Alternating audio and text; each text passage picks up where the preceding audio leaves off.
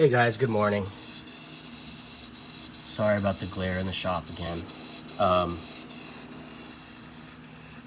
Just checking this out here. This is the monostable amplifier running 2.5 inch radius, negative 70 thousandths channel height, so it's shorter by the drawing by 70 thousandths, and it has a 30 thousandths fillet on the exhaust receiver.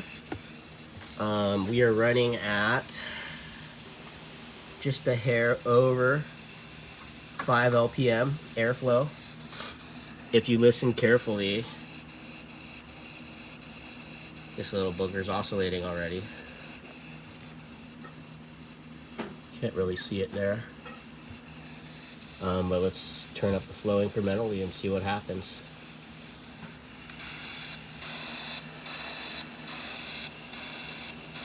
So at just under 10, sorry guys, I was looking with my eyes and not through the phone.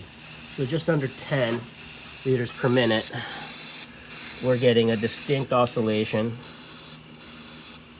about 1.2 to 2. I'm ordering a second one of these bad boys so that I can measure my incoming air pressure. So we can see the pressure recovery of the device. Pressure recovery is pressure in equals inlet pressure plus exhaust pressure plus your loss.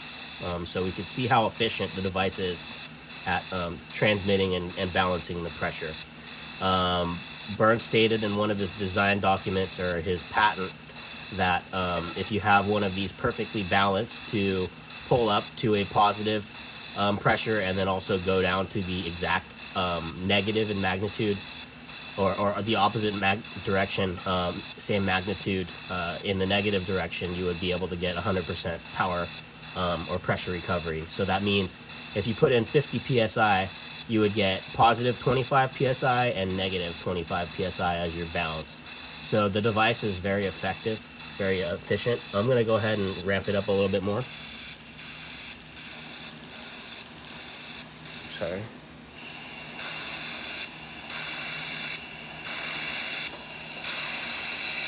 So you can see at 15, it's starting to take some big breaths.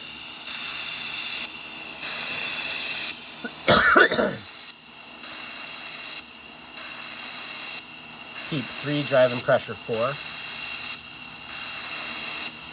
And remember, the intervals on this bad boy is not always going to be that precise. It's updating, I want to say, at like a fraction of a second. Whereas we're able to get higher resolution with some of these other sensors that we have. But getting units is a lot easier using this than having to do some calculations to determine to determine some of the pressure levels. So let's go ahead and raise this a little bit more. So we're right about 17 LPM.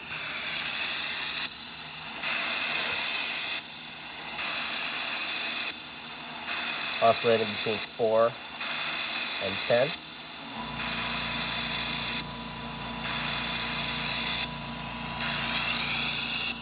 Now I attribute these irregular signals here not to an actual difference in the pressure. Let me put my money where my mouth is. Let's get the logic analyzer involved real quick.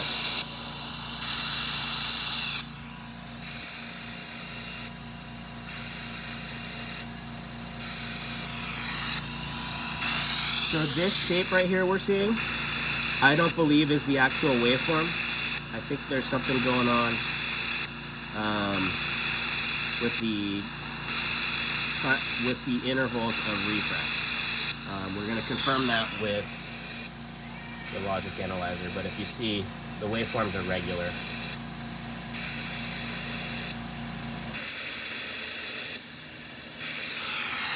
So let's go ahead and crank her up a little bit more.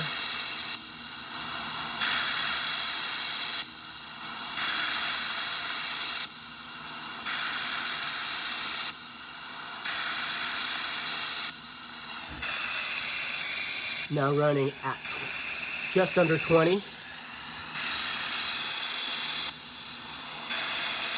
6 to 13.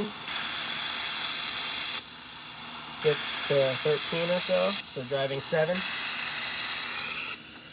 There's the proof that we are still getting a regular signal, even though this graph is showing something else.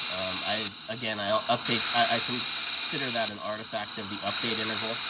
I think the thing is moving at a rate or changing at a rate that the sensor is not recording correctly. Because if we watch the other graph of the more precise sensor that's recording at 100 hertz, we'll see that it's a rather clean signal. So let's go ahead and raise it some more. I'm finding the best results for this particular configuration around 25 LPM. So we're getting there. If you look, the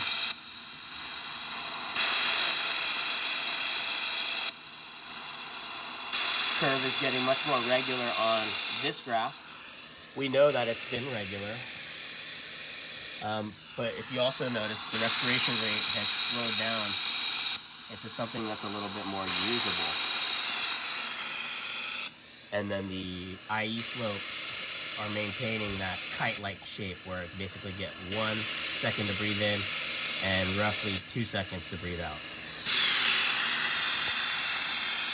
So let's crank her up.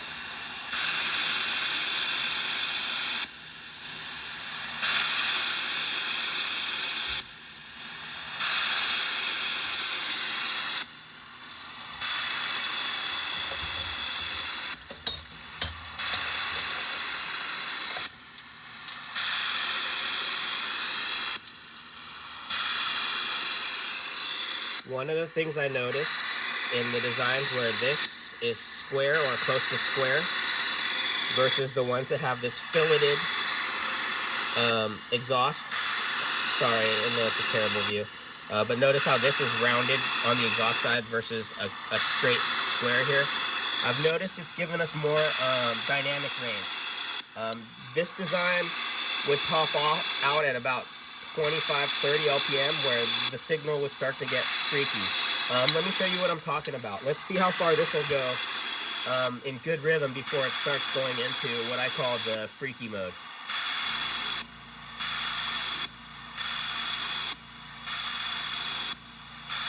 This is where I consider it a little freaky because it's moving so fast and then the spikes are pretty high.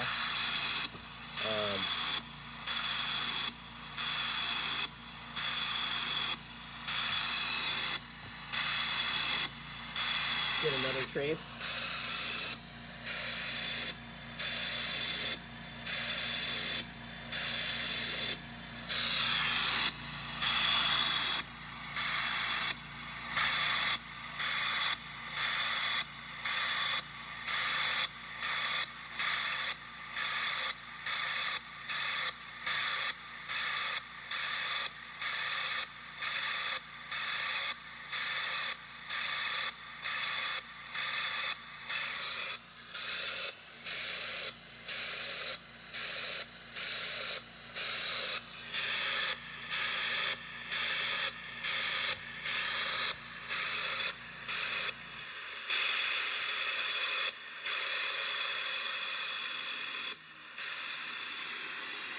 So that's that, guys.